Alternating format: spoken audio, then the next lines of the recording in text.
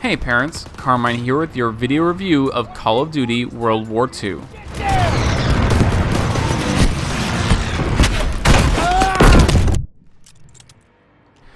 Alright, Call of Duty World War II is a good news, bad news kind of a scenario.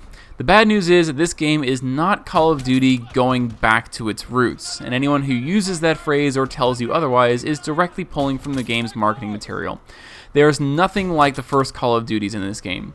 This is the same type of Call of Duty we've gotten for the past 5 or so years with just a new fresh paint job. Now the good news is that this is a great paint job. It's definitely much more interesting than Black Ops 3 and Infinite Warfare.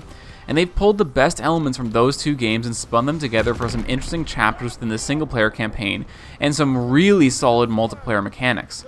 And the zombies mode is freaking top notch. But don't go into this game expecting a somewhat historically accurate single-player campaign where you'll learn about real World War II battles and situations. It's just not happening here. If the first COD were Saving Private Ryan of World War II games, this COD is the Michael Bay remake. You can compare the original Call of Duty visually to this game, but they can't really be compared on any other level. They're just completely different games. Fuck off!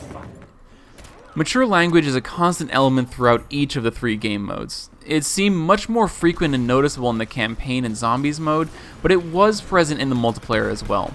For the violence, of the 3 modes, the multiplayer was the most tame by far. Hits from all weapons resulted in some blood, but it wasn't particularly obvious. I never noticed any gore, even from explosions. The one thing that did stand out was the fact that the player could be lit on fire with a flamethrower. It's something that seemed to come into play at least once per match, and it was fairly gruesome. Unsurprisingly, the zombies mode includes much more violence than the multiplayer. Zombies frequently had chunks missing from their torso. Kill shots to the head would frequently cause a zombie's head to explode into blood and chunks, and there were a few times when it seemed like I blew a limb or two apart. Melee executions could get fairly gruesome as well, although these became much less frequent as the match went on. The overall tone of the zombies mode was much creepier than the previous versions, which have been somewhat comedic and colorful for a few years now. This is much more like a horror zombie experience, which isn't directly a factor, but something to keep in mind. I found the campaign to be the most violent of the 3 game modes, especially the early chapters of the campaign. The gore reached somewhat comical levels of ridiculousness at points. I wasn't really sure whether I was supposed to laugh at how surprising and cheesy it seemed or be disgusted by what I was seeing. When the extreme violence happened, it usually felt abrupt, out of place, and completely unrealistic. It felt like the developers were throwing something in my face and yelling at me, "Here, this is the moment you should feel grossed out. Do you feel engaged yet? Are you not entertained?" And just like how Maximus Decimus failed to grasp what the people really wanted out of the arena combat, it feels like the campaign really fails to understand what's really entertaining out of Call of Duty's own games. The dogfighting level is entertaining, the liberation of Paris is entertaining, but these ultra-violent moments are just included for shock value and do not add anything to the game.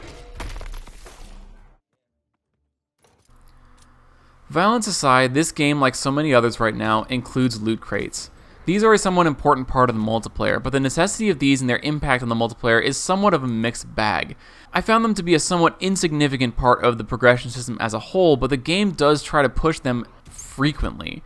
The player can see other players open crates, and even see what those players unlock. At times, the game encourages the player to watch other players opening crates.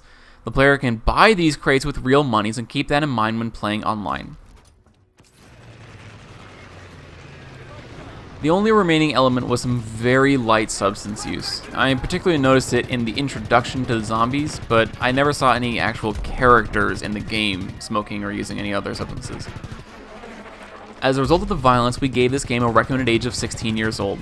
For the multiplayer by itself, I would kick this down to a recommended age of 14 years old, but keep in mind that the flamethrower and other flame deaths were present and fairly graphic, and the loot crates are definitely a factor.